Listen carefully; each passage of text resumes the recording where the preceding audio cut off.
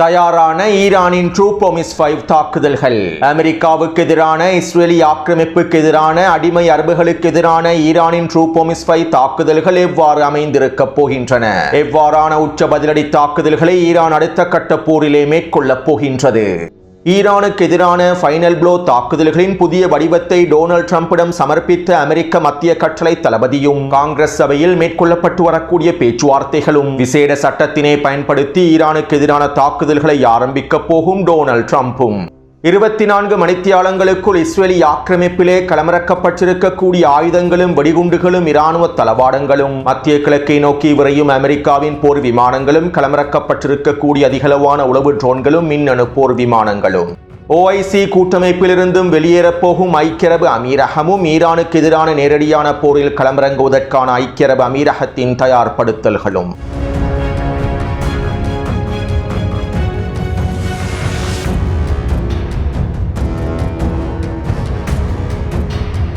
அடுத்து ஐக்கிய அரபு அமீரகம் OIC கூட்டமைப்பிலிருந்து முழுமையாக வெளியேறப் போவதாக தகவல்கள் வெளியாகியுள்ளன.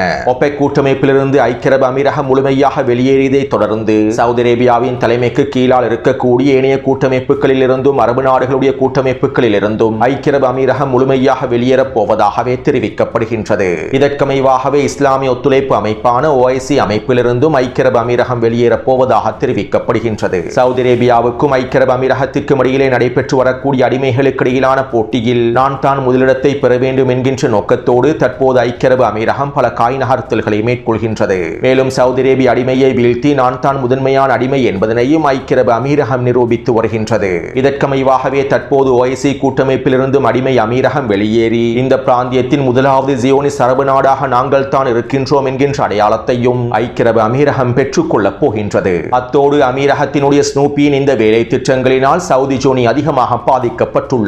இதனால் சவுதி ஜோனி தற்போது ஐக்கிய அரபு அமீரக ஸ்னூப்பியை பலவீனப்படுத்துவதற்காகவும் சில முடிவுகளை எடுக்கப் போவதாக தகவல்கள் வெளியாகியுள்ளன. அமெரிக்காவின் சிறந்த அடிமையாக நான் தான் இருக்க வேண்டும், என்னை முந்திச் செல்வதற்கு அமீரக அடிமையை நான் ஒருபொழுதும் விடப்போவதில்லை, மேலும் இதற்கமைவாக அமீரக அடிமையை பலவீனப்படுத்துவதற்கான வேலை திட்டங்களையும் மேற்கொள்வேன் என சவுதி ஜோனி அதிகமாக குறைத்திருப்பதாக தகவல்கள் வெளியாகியுள்ளன. இதற்கமைவாக சவுதி அரேபியாவினுடைய முதலீட்டு நிறுவனங்களை சவுதி ஜோனி துபாயிலிருந்து திரும்ப பெறப் போவதாகவும் தெரிவிக்கப்படுகின்றது. சார்ஜாவிலும் துபாயிலும் இருக்கக்கூடிய சவுதி அரேபியாவினுடைய முதலீடுகளை திரும்ப பெறுவதற்கான சில கலந்துரையாடல்கள் சவுதி ஜோனியின் தலைமையில் மேற்கொள்ளப்பட்டிருப்பதாகவும் தெரிவிக்கப்படுகின்றது. எனவே தற்போது ஜோனிக்கும் ஸ்னூப்பிக்கும் இடையிலே ஏற்பட்டிருக்கக்கூடிய இந்த முருகல் நிலையானது ஈரானுக்கு இன்னும் ஒரு வாய்ப்பையும் ஏற்படுத்தி கொடுக்கப் போகின்றது. ஈரானுக்கான இந்த வாய்ப்பு தொடர்பாக இந்த காணொளி இறுதியில் குறிப்பிடுகின்றேன். அத்தோடு நேற்றிரவு ஐக்கிய அரபு அமீரகம் அவசர எச்சரிக்கைகளை வெளியிட்டிருந்தது. ஐக்கிய அரபு அமீரகத்தினுடைய குடிமக்கள் ஈரான், லெபனான் மற்றும் ஈராக் ஆகிய நாடுகளுக்கு பயணிக்க கூடாது என்றும் ஈராக், லெபனான் மற்றும் ஈரானில் இருக்கக்கூடிய ஐக்கிய அரபு அமீரக குடியுரிமை பெற்றிருக்கக்கூடியவர்கள் அவசரமாக வெளியேறிவிட வேண்டும் என்றும் அவசர எச்சரிக்கைகளை பிறப்பித்துள்ளது. அது மட்டுமல்லாமல் ஐக்கிய அரபு அமீரகத்தினுடைய குடியுரிமை பெற்றிருக்கக்கூடியவர்கள் ஈரான், ஈராக் மற்றும் லெபனானுக்கு பயணிக்க கூடாது என்பதற்கான தடை உத்தரவுகளையும் பிறப்பித்திருப்பதாக தெரிவிக்கப்படுகின்றது. அதாவது இதற்கு பிறகு ஐக்கிய அரபு அமீரகத்தினுடைய குடியுரிமை பெற்றிருக்கக்கூடியவர்கள் இந்த 3 நாடுகளுக்கும் பயணிக்கவே முடியாது. மேலும் ஐக்கிய அரபு அமீரகத்திலிருந்து இந்த 3 நாடுகளுக்குமான விமான சேவைகளிலும் பல மாற்றங்கள் ஏற்படும் என தெரிவிக்கப்படுகின்றது. அது மட்டுமல்லாமல் ஐக்கிய அரபு அமீரகத்தில் இருக்கக்கூடிய லெபனான், ஈராக் மற்றும் ஈரானிய நாட்டவர்களுக்கு எதிரான விசாரணைகளையும் ஐக்கிய அரபு அமீரகம் ஆரம்பித்துள்ளது. குறித்த நாட்டை சேர்ந்தவர்களை முழுமையாக கண்காணிப்பதற்கான உத்தரவுகளும் பிறப்பிக்கப்பட்டுள்ளன. மேலும் ஐக்கிய அரபு அமீரகத்திலே கடந்த 2 வாரங்களாக பலர் கைது செய்யப்பட்டு வருகின்றார்கள். இவை தொடர்பாக முன்னே காணொளியில் தெளிவாக குறிப்பிட்டுள்ளேன். அத்தோடு கடந்த போரிலே ஐக்கிய அரபு அமீரகத்திற்கு தேவையான அயன்டோம் அமைப்புகளும் இஸ்ரேலி ஆக்கிரமிப்பு துருப்புக்களும் ஐக்கிய அரபு அமீரகத்திலே களமிறக்கப்பட்டார்கள். மேலும் தற்போது கடந்த 3 நாட்களுக்குள் இஸ்ரேலி ஆக்கிரமிப்பிடம் இருக்கக்கூடிய லேசர் வழி ஒளித்தடுப்பு கருவிகளையும் அனுப்பி வைத்துள்ளது. ஐக்கிய அரபு அமீரகத்திலே களமிறக்கியுள்ளது. அதாவது ஈரானிய ட்ரோன்களையும் ஈரானிய ஏவுகணைகளையும் சுட்டு வீழ்த்துவதற்கான லேசர் அமைப்புகளை இஸ்ரேலி ஆக்கிரமிப்பு ஐக்கிய அரபு அமீரகத்தில் களமிறக்கியுள்ளது. மேலும் கடந்த 3 நாட்களாக இஸ்ரேலி ஆக்கிரமிப்புக்கும் ஐக்கிய அரபு அமீரகத்திற்கும் இடையில் அதிகளவான ஆயுத பரிமாற்றமும் மேற்கொள்ளப்பட்டுள்ளது. இஸ்ரேலிய ஆக்கிரமிப்பின் ஆயுத உற்பத்தி நிறுவனமான எல்பிட் சிஸ்டம் ஆயுத உற்பத்தி நிறுவனத்தின் பல கிளைகள் ஐக்கிய அரபு அமீரகத்திலே காணப்படுகின்றன, துபாயிலே காணப்படுகின்றன. மேலும் இந்த நிறுவனத்தின் மூலமாகவும் அதிகளவான ஆயுதங்களை ஐக்கிய அரபு அமீரகத்தில் களமிறக்கியுள்ளது. இஸ்ரேலிய ஆக்கிரமிப்பிடம் இருக்கக்கூடிய நவீன ட்ரோன்கள் ஐக்கிய அரபு அமீரகத்திற்கு வழங்கப்பட்டுள்ளன.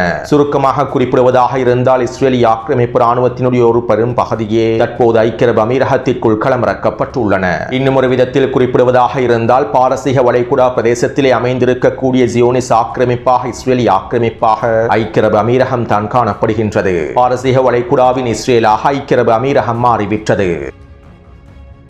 அத்தோடு ஐக்கிய அரபு அமீரகம் அவசரமாக இந்த வேலை திட்டங்கள் அனைத்தையும் மேற்கொண்டு வருவது ஈரானுக்கு எதிரான அடுத்த கட்ட போரிலே முழுமையாக களமிறங்குவதற்குத்தான். ஐக்கிய அரபு அமீரகம் ஒபெக் கூட்டமைப்பிலிருந்து முழுமையாக வெளியேறி இருப்பதனால், OIC கூட்டமைப்பிலிருந்து வெளியேறப் போவதனால் இதற்கு பிறகு அரபு நாடுகளுடைய முடிவுகளில் தங்கியிருக்க தேவையில்லை. இதனால் ஈரானுக்கு எதிரான அடுத்த கட்ட போர் ஆரம்பிக்கப்பட்டதும் ஐக்கிய அரபு அமீரகம் OIC-இலிருந்து விலகுவதாக நேரடியாக அறிவித்துவிட்டு ஈரானுக்கு எதிரான போரிலே நேரடியாக களமிறங்கும். இதற்காகத்தான் எல்லாவிதமான தயார்படுத்தல்களையும் ஐக்கிய அரபு அமீரகம் தற்போது மேற்கொண்டு வருகின்றது. ஈரானுக்கு எதிரான நேரடியான போரில் களமிறங்குவதற்கு ஐக்கிய அரபு அமீரகத்திற்கு தேவையான எல்லாவிதமான இராணுவ தளவாடங்களையும் இஸ்ரேலிய ஆக்கிரமிப்பு தொடர்ச்சியாக ஐக்கிய அரபு அமீரகத்திற்கு வழங்கி வருகின்றது. அடுத்து பாதுகாப்பு செலவுகளுக்காக $1.5 டிரில்லியன் அவசரமாக விடுவிக்குமாறு அமெரிக்க போர் அமைச்சர் பீட் ஹெக்ஸெட் செனட் சபையிலும் காங்கிரஸ் சபையிலும் கோரிக்கைகளை முன்வைத்துள்ளார். அமெரிக்காவின் பாதுகாப்பு செலவுகளை நாங்கள் $700 பில்லியன் விட குறைவாகவே பயன்படுத்துவோம் என கூறிய டொனால்ட் ட்ரம்ப் ஜனாதிபதியானதற்கு பின்பு பாதுகாப்பு செலவுகளுக்காக $1.5 டிரில்லியன் கோரியுள்ளார். மேலும் இங்கிருக்கக்கூடிய மிக முக்கியமான விடயம் என்னவென்றால் இந்த $1.5 டிரில்லியன் ஈரானுக்கு எதிரான போருக்காக மாத்திரம் $200 பில்லியன் ஒதுக்க அத்தோடு கடந்த 60 நாட்களாக ஈரானுக்கு எதிராக மேற்கொள்ளப்பட்டு வரக்கூடிய இராணுவ நடவடிக்கைகளுக்காக $25 பில்லியன் செலவழித்திருப்பதாகவே அமெரிக்க போர்த்துறை அமைச்சர் பீட் ஹெக்ஸெட் காங்கிரஸ் சபையில் குறிப்பிட்டுள்ளார். ஆனால் உண்மையில் ஈரானுக்கு எதிரான போருக்காக $25 பில்லியன் செலவழிக்கப்படவில்லை. சில அமெரிக்க அதிகாரிகள் அமெரிக்க ஊடகங்களிடம் தெரிவித்துள்ளார்கள். 40 நாள் ஈரானுக்கு எதிரான தாக்குதல்களை மேற்கொள்வதற்காக $50 பில்லியன் செலவழித்திருப்பதாகவே தெரிவித்துள்ளார்கள். மேலும் இவை மிகப்பெரிய செலவு என்பதனால் இவற்றை குறைத்து காட்ட வேண்டும் என்பதற்காகவே போர் அமைச்சர் பீட் ஹெக்ஸெட் காங்கிரஸ் சபையில் $25 பில்லியன் செலவழிக்கப்பட்டிருப்பதாக தெரிவித்துள்ளார். அதே நேரம் அமெரிக்காவுடைய போர் செலவுகள் தொடர்பாக ஈரானிய வெளியுறவுத்துறை அமைச்சர் அப்பாஸ் அரக்சி அவர்கள் எக்ஸ் தளத்தில் இவ்வாறு பதிவிட்டார். அமெரிக்காவின் பென்டகன் பொய் சொல்கின்றது. நெட்டன்யாகுவின் சூதாட்டத்தினால் ஈரானுக்கு எதிரான போரிலே அமெரிக்கா இதுவரைக்கும் $100 பில்லியன் செலவழித்துள்ளது. வெறும் 40 நாட்களுக்குள் $100 பில்லியன் ஈரானுக்கு எதிரான போருக்காக செலவழித்துள்ளது. இவை அனைத்தும் அமெரிக்க மக்களுடைய வரிப்பணமாகும். இதனால் தற்போது அமெரிக்க மக்களுடைய பொருளாதார செலவுகள் அதிகரித்து விட்டன. மேலும் இந்த சுமைகள் அனைத்தும் அமெரிக்க மக்கள் மீதே சுமத்தப்பட போகின்றன. அமெரிக்க மக்களின் வரிப்பணம் நெட்டன்யாகுவின் சூதாட்டத்திற்கே பயன்படுத்தப்படுகின்றது. எனவே அமெரிக்க தலைவர்களுக்கு இஸ்ரேல் தான் முதன்மை. இதனால் அமெரிக்காவினுடைய நலன்கள் இறுதியாகிவிட்டது என ஈரானிய வெளியுறவுத்துறை அமைச்சர் தெரிவித்துள்ளார். $5 பில்லியன் பயன்படுத்தி 3 நாட்களுக்குள் ஈரானை முடித்துவிட முடியும் என்று டொனால்ட் ட்ரம்ப் ஈரானுக்கு எதிரான போரை ஆரம்பித்தார். ஆனால் 60 நாட்களுக்குள் அமெரிக்கா ஈரானுக்கு எதிரான போருக்காக $100 பில்லியன் செலவழித்து விட்டது. இங்கிருக்கக்கூடிய வேடிக்கையான விடயம் என்னவென்றால் 60 நாட்களுக்கு $100 பில்லியன் அமெரிக்கா செலவழித்து ஈரானிய களத்திலே எந்தவிதமான வெற்றி இலக்குகளையும் அடைந்து கொள்ளவில்லை என்பதே. இப்படியான நிலைமையிலேயே தற்போது அமெரிக்கா இன்னும் $200 பில்லியன் பெற்றுக்கொண்டு ஈரானுக்கு எதிரான இன்னும் ஒரு மாத கால போரை நீடிப்பதற்கு திட்டமிட்டுள்ளார்கள். ஈரானுக்கு எதிரான ஃபைனல் ப்ளோ தாக்குதல்களை மேற்கொண்டு இன்னும் ஒரு மாதத்திற்குள் ஈரானை முழுமையாக முடித்துவிட முடியும் என திட்டமிட்டுள்ளார்கள். அதாவது ஈரானுக்கு எதிரான போருக்கான நாடாளுமன்றத்தினுடைய ஒப்புதல் இன்றைய தினத்தோடு நிறைவடைகின்றது. பிப்ரவரி 28 ஈரானுக்கு எதிரான போர் ஆரம்பிக்கப்பட்டது. மார்ச் 2 காங்கிரஸ் ஒப்புதலுக்கான 60 நாட்கள் கால எல்லை ஆரம்பிக்கப்பட்டது. இதற்கமைவாக இன்றைய தினத்தோடு மே 1 ஈரானுக்கு எதிரான போருக்கான காங்கிரஸ் சபையினுடைய ஒப்புதல் அளிப்பதற்கான கால எல்லை முடிவடைந்து விட்டது. எனவே மீண்டும் ஈரானுக்கு எதிரான தாக்குதல்களை ஆரம்பிக்க வேண்டுமாக இருந்தால் காங்கிரஸ் சபையினுடைய ஒப்புதலை பெற்றுக் கொள்ள வேண்டும். இருப்பினும் இந்த ஒப்புதலை பெற்றுக் கொள்ளாமலேயே ஈரானுக்கு எதிரான தாக்குதல்களை மீண்டும் ஆரம்பிக்க முடியும். இதற்கு 2 வழிமுறைகள் இருக்கின்றன. காங்கிரஸ் சபையினுடைய ஒப்புதலுக்கான கால அளவை இன்னும் ஒரு மாதத்திற்கு நீடிக்க முடியும். இதன் மூலமாக டொனால்ட் ட்ரம்புக்கு இன்னும் ஒரு மாத கால அளவு கிடைக்கும். மேலும் இந்த கால அளவை பயன்படுத்தி இந்த கால அளவுக்குள் ஈரானை முடிவுக்கு கொண்டு வர முடியும் என நினைத்து டொனால்ட் ட்ரம்பினால் தாக்குதல்களை ஆரம்பிக்க முடியும். அல்லது இராணுவத்தினை பயன்படுத்துவதற்கான அங்கீகார சட்டம் என்கின்ற AUMF சட்டத்தினை பயன்படுத்தி ஈரானுக்கு எதிரான போரை டொனால்ட் ட்ரம்பினால் ஆரம்பிக்க முடியும். எனவே இந்த 2 வழிமுறைகளில் ஒன்றை பயன்படுத்திய தற்போது ஈரானுக்கு எதிரான போரை ஆரம்பிப்பதற்கு டொனால்ட் ட்ரம்ப் திட்டமிட்டுள்ளார். இதற்கமைவாக நேற்றிரவு அமெரிக்க மத்திய கட்டளை தளபதியும் கூட்டு தளபதியும் டொனால்ட் ட்ரம்பை சந்தித்து ஈரானுக்கு எதிரான ஃபைனல் ப்ளோ தாக்குதல் திட்டங்களை முன்வைத்துள்ளார்கள். ஈரானுக்கு எதிரான அடுத்த கட்ட தாக்குதல்கள் எவ்வாறு மேற்கொள்ளப்பட வேண்டும் என்கின்ற முழுமையான தாக்குதல் திட்டத்தினை சமர்ப்பித்துள்ளார்கள். அது மட்டுமல்லாமல் நேற்றிரவு அமெரிக்கா இஸ்ரேலி ஆக்கிரமிப்புக்குள்ளே அவசரமாக ஆயுதங்களையும் இராணுவ தளவாடங்களையும் வெடிகுண்டுகளையும் களமிறக்கியுள்ளது. 24 மணித்தியாலங்களுக்குள் 6500 டன் ஆயுதங்களையும் வெடிகுண்டுகளையும் இராணுவ தளவாடங்களையும் அமெரிக்கா நேற்றிரவு இஸ்ரேலி ஆக்கிரமிப்பின் ஹைஃபாவிலே களமிறக்கியுள்ளது. இதற்கு முன்பு அமெரிக்கா இவ்வளவு வேகமாக இஸ்ரேலி ஆக்கிரமிப்புக்கான ஆயுதங்களை களமிறக்கவில்லை. ஆனால் தற்போது 24 மணித்தியாலங்களுக்குள் அவசரமாக இந்த ஆயுதங்களை களமிறக்கியுள்ளது. அதே போன்று மலாக்கா நீரிணை கருகாமல் இருக்கக்கூடிய USS பாக்சர் போர் கப்பலும் தற்போது மத்திய கிழக்கை நோக்கி நகர்த்தப்பட்டுள்ளது. ஓமான் வளைகுடா பிரதேசத்தில் இருக்கக்கூடிய ஆப்ரஹாம் லிங்கன் கப்பலுக்கு பாதுகாப்பாகவே இந்த போர்க்கப்பலும் தற்போது நகர்த்தப்பட்டுள்ளது. மேலும் நேற்றிரவு அதிகளவான ட்ரோன்களும் மின்னணு போர் விமானங்களும் பாரசீக வளைகுடா பிரதேசத்திலே களமிறக்கப்பட்டன. சவுதி அரேபியாவுடைய வான்பரப்பை பயன்படுத்தி குறித்த ட்ரோன்களும் மின்னணு போர் விமானங்களும் ஈரானை கண்காணிப்பதற்கான வேலை திட்டங்களை முன்னெடுத்திருந்தன. மேலும் இந்த நிலைமைகள் தொடர்பாக அமெரிக்க அதிகாரி ஒருவர் இவ்வாறு தெரிவித்திருப்பதாக பொலிட்டிகோ ஊடகம் குறிப்பிட்டுள்ளது. தற்போது ஈரானியர்கள் சரணடையக்கூடிய மனநிலையில் இல்லை. ஈரானுக்கு எதிரான முற்றுகையானது அமெரிக்காவுக்கு மாத்திரமல்லாமல் உலக பொருளாதாரத்திற்கும் மிகப்பெரிய தாக்கத்தை ஏற்படுத்தியுள்ளது. ஹெர்முஸ் ஜலசந்தி பிரதேசத்தினுடைய முற்றுகையானது மிகப்பெரிய தாக்கத்தை பொருளாதார ரீதியாக ஏற்படுத்தியுள்ளது. இதனால் மிகப்பெரிய பொருளாதார வெடிப்புகள் ஏற்படுவதற்கு காலம் குறைவாகவே இருக்கின்றது. இதற்கு மேலும் இந்த முற்றுகையை பயன்படுத்தி ஈரானை சரணடைய வைக்க முடியும் என்கின்ற நம்பிக்கை டொனால்ட் ட்ரம்புக்கும் அவருடைய நிர்வாகத்திற்கும் இல்லை. இதனால் அவசரமாக ஈரானுக்கு எதிரான ஃபைனல் ப்ளோ தாக்குதல்களை ஆரம்பிப்பதற்கே திட்டமிடுகின்றார்கள் என பொலிட்டிகோ ஊடகம் தெரிவித்துள்ளது.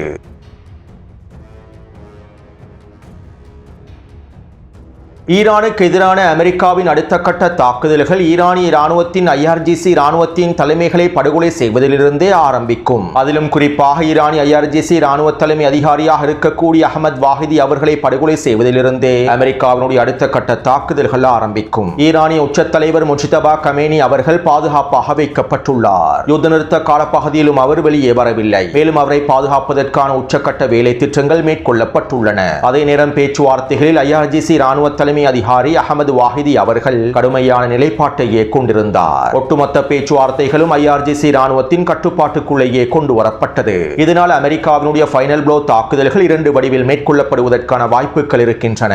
ஒன்று, அமெரிக்காவும் இஸ்ரேலி ஆக்கிரமிப்பும் ஒன்றிணைந்து IRGC தலைமைகள் இலக்கு வைத்து தாக்குதல்களை மேற்கொண்டு அவர்களை படுகொலை செய்ய முயற்சி செய்யும். IRGC தலைமைகளோடு பாராளுமன்ற சபாநாயகர் முகமது கலிபாஃப் அவர்களையும் ஏனைய தலைமைகளையும் படுகொலை செய்து ஒப்பந்தத்தை முடிப்பதற்கு இவர்கள் முயற்சி செய்யலாம். இல்லாவிட்டால் படுகொலை தாக்குதல்களை தொடர்ந்து ஈரானினுடைய உள்கட்டமைப்புகளை இலக்கு வைத்தும் தாக்குதல்களை ஆரம்பிக்கலாம். ஈரானினுடைய மின்சக்தி மற்றும் எரிசக்தி கட்டமைப்புகளையும் பாலங்களையும் இலக்கு வைத்தும் தாக்குதல்களை மேற்கொள்ளலாம். எனவே இந்த 2 வழிமுறைகளிலும் அமெரிக்கா ஈரானுக்கு எதிரான தாக்குதல்களை ஆரம்பிக்கும். இதற்கான வாய்ப்புகளே அதிகமாக இருக்கின்றன. அத்தோடு அமெரிக்காவினுடைய இஸ்ரேலி ஆக்கிரமிப்பினுடைய இந்த தாக்குதல்களுக்கு பதிலடி வழங்கும் முகமாக ஈரான் ட்ரூ போமிஸ் 5 தாக்குதல்களை தயார் செய்து வைத்துள்ளது. மேலும் ஈரானினுடைய இந்த ட்ரூ போமிஸ் 5 தாக்குதல்களானது முன்னைய தாக்குதல்களை போன்று ட்ரூ போமிஸ் 4 தாக்குதல்களை போன்று இருக்காது. அமெரிக்காவுக்கு எதிரான இஸ்ரேலி ஆக்கிரமிப்புக்கு எதிரான அமெரிக்காவையும் இஸ்ரேலி ஆக்கிரமிப்புக்கு முழுமையான ஆதரவை வழங்கக்கூடிய அடிமை அரபுகளுக்கு எதிரான உச்சக்கட்ட வீரியமான தாக்குதல்களாகவே அமைந்திருக்கும். ஈரானுக்குள்ளே படுகொலை தாக்குதல்களை மேற்கொண்டு உட்கட்டமைப்புகளை இலக்கு வைத்து தாக்குதல்களை மேற்கொண்டதும் ஈரானுக்கு எதிரான அமெரிக்காவினுடைய இஸ்ரேலி ஆக்கிரமிப்புடைய தாக்குதல்கள் மேற்கொள்ளப்பட்டதும் ஈரான் மத்திய கிழக்கு பிராந்தியத்தில் இருக்கக்கூடிய அமெரிக்க நலன்களுக்கு எதிரான தாக்குதல்களை ஆரம்பிக்கும். மேலும் இந்த தடவை அமெரிக்க நலன்கள் மாத்திரம் குறிவைக்கப்பட போவதில்லை. அடிமை அரபு நாடுகளில் இருக்கக்கூடிய உள்கட்டமைப்புகளும் முழுமையாக குறிவைக்கப்படும். கடந்த 40 நாள் போரிலே யுத்த நிறுத்தம் ஏற்படுத்தப்படுவதற்கு முன்பு ஈரானிய தலைமை அதிகாரிகள் இதனை உறுதிப்படுத்தி இருந்தார்கள். எங்களுடைய உட்கட்டமைப்புகள் இலக்கு வைக்கப்பட்டால், எங்களுடைய தலைமைகள் படுகொலை செய்யப்பட்டால் நாங்கள் எந்த வரம்பும் இல்லாமல் அடுத்த கட்ட தாக்குதல்களை மத்திய கிழக்கு பிராந்தியத்தில் மேற்கொள்வோம் என எச்சரிக்கைகளை வெளியிட்டிருந்தார்கள். எனவே இதற்கமைவாகவே ட்ரூ போமிஸ் 5 தாக்குதல்களில் அடிமை அரபு நாடுகளில் இருக்கக்கூடிய உட்கட்டமைப்புகளை இலக்கு வைத்து ஈரான் எந்தவிதமான வரம்பும் இல்லாமல் தாக்குதல்களை மேற்கொள்ளும். அடிமைகளுடைய எரிசக்தி கட்டமைப்புகள், மின்சார கட்டமைப்புகள் என அனைத்தையும் முழுமையாக இலக்கு வைக்கும். அத்தோடு இங்கிருக்கக்கூடிய இன்னும் ஒரு மிக முக்கியமான விடயம் என்னவென்றால், இந்த தாக்குதல்கள் அனைத்தும் ஐக்கிய அரபு அமீரகத்திலிருந்தே ஆரம்பிக்கப்படும். ட்ரூ போமிஸ் 5 தாக்குதலின் முதலாவது முக்கிய போர் மண்டலமாக ஐக்கிய அரபு அமீரகமே இருக்க போகின்றது. ஐக்கிய அரபு அமீரகத்தில் இருக்கக்கூடிய அமெரிக்க நலன்களை மாத்திரமல்லாமல் ஐக்கிய அரபு அமீரகத்தினுடைய நலன்களுக்கு எதிராகவும் தாக்குதல்கள் மேற்கொள்ளப்படும். ஐக்கிய அரபு அமீரகத்தினுடைய மிக முக்கியமான பொருளாதார வளங்களை இலக்கு வைத்து தாக்குதல்கள் மேற்கொள்ளப்படும். ஈரானுக்கு எதிரான போருக்கு ஐக்கிய அரபு அமீரகத்தினுடைய வளங்கள் பயன்படுத்தப்படுகின்றன. மேலும் இந்த போரிலே ஐக்கிய அரபு அமீரகம் ஈரானுக்கு எதிராக நேரடியாக களமிறங்கும். இவ்வாறு ஈரானுக்கு எதிராக ஐக்கிய அரபு அமீரகம் நேரடியாக களமிறங்குவது ஈரானுக்கு சிறந்த வாய்ப்புகளையும் ஏற்படுத்தும். சாஜாவை தவிர ஐக்கிய அரபு அமீரகத்தில் இருக்கக்கூடிய ஏனைய பிரதேசங்களை முழுமையாக சிதைப்பதற்கான, பொருளாதார வளங்களை சிதைப்பதற்கான அனைத்து தாக்குதல்களையும் ஈரான் முழுமையாக மேற்கொள்ளும். அதே நேரம் ட்ரூ ப்ராமிஸ் 5 தாக்குதல்களில் ஆரம்ப கட்டத்திலேயே சவுதி அரேபியாவுக்கு எதிரான வீரியமான தாக்குதல்கள் மேற்கொள்ளப்படாது. ஐக்கிய அரபு அமீரகத்திற்கும் சவுதி அரேபியாவுக்கும் இடையில் ஏற்பட்டிருக்கக்கூடிய தற்போதைய முருகல் நிலையை ஈரான் பயன்படுத்திக் கொள்ளும். அடிமைகளுக்கு இடையிலான மோதலினால் ஐக்கிய அரபு அமீரக அடிமையை பலவீனப்படுத்த வேண்டும் என்கின்ற தேவை சவுதி அரேபிய அடிமைக்கு இருக்கின்றது. எனவே இதனை தந்திரமாக பயன்படுத்தி ஐக்கிய அரபு அமீரகத்தினை பலவீனப்படுத்துவதற்கான அடுத்த கட்ட உச்ச தாக்குதல்களை மேற்கொள்வதற்கு ஈரான் திட்டமிட்டுள்ளது. மேலும் ஈரானினுடைய இந்த தாக்குதல்களை சவுதி அரேபிய அடிமை கண்டுகொள்ளாது. ஐக்கிய அரபு அமீரகத்தினுடைய பொருளாதாரம் சிதைக்கப்படும் போது, உள்கட்டமைப்புகள் முழுமையாக அளிக்கப்படும் போது ஜிசிசி கூட்டமைப்பு வெகுண்டலும். ஆனால் சவுதி அரேபிய அடிமைக்கு ஐக்கிய அரபு அமீரக அடிமையை பலவீனப்படுத்த வேண்டும் என்கின்ற தேவை இருப்பதனால் ஜிசிசி முடிவுகள் ஈரானுக்கு எதிரானதாக அமைந்திருக்காது.